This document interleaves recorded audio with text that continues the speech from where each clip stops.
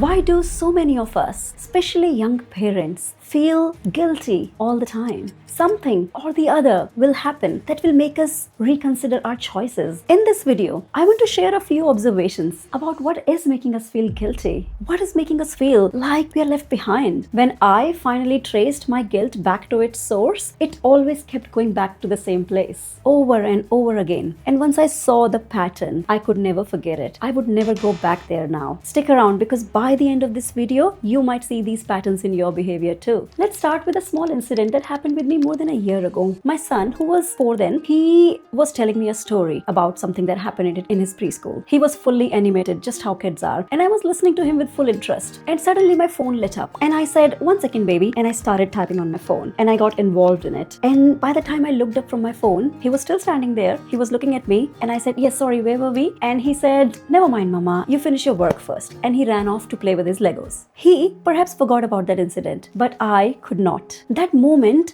unlocked something in me because I realized that I taught my son that phone comes before him. I taught him that his story is not valuable for me, that he perhaps will never get my full attention. And not only this, I impacted his self-worth forever. And I felt guilty. This wasn't the first time I felt guilty, but this one made me look back at what I was doing. And where was all this guilt coming from? What's the root cause? I'm not here to give you parenting advice. You know your kids better than anybody. However, I'm just here to share a few observations that I made with myself, with my own behavior, and with parents around me. Things that are quietly impacting us, and most of us don't even realize it. My first realization was that I was constantly comparing, and I did not even know it. Few months ago, I had a very genuinely nice morning at home. We had breakfast together, everybody was happy, lots of conversations, and very happy drop-offs. And after that, I went to work. And I sat down at my desk, and I opened my phone, and I was casually scrolling. And I saw people's stories starting to pop up. Within 10 minutes, I felt like I was behind. Within 10 minutes, I felt like my kids were not doing 100 classes, so probably they will fall behind. I was missing something in my life. This is what scrolling does to our brain. Our brain does not know the difference. Even 10 minutes of casual scrolling, our brain thinks this is all valuable information and it tries to store as much as it can. And that storing overwhelms us. That storing starts building comparison in our brain. And it was almost like that beautiful morning did not even matter anymore. That comparison, that feeling of missing something out, it had nothing to do with my kids. It was all just the noise that I was allowing in my life. Second observation that I had, the phone has almost become like a body part for us. We cannot live without it. We can't leave it away from us. It has to be stuck to us all the time. I was treating my phone as if it's a child. It always needed checking on. It always needed a response.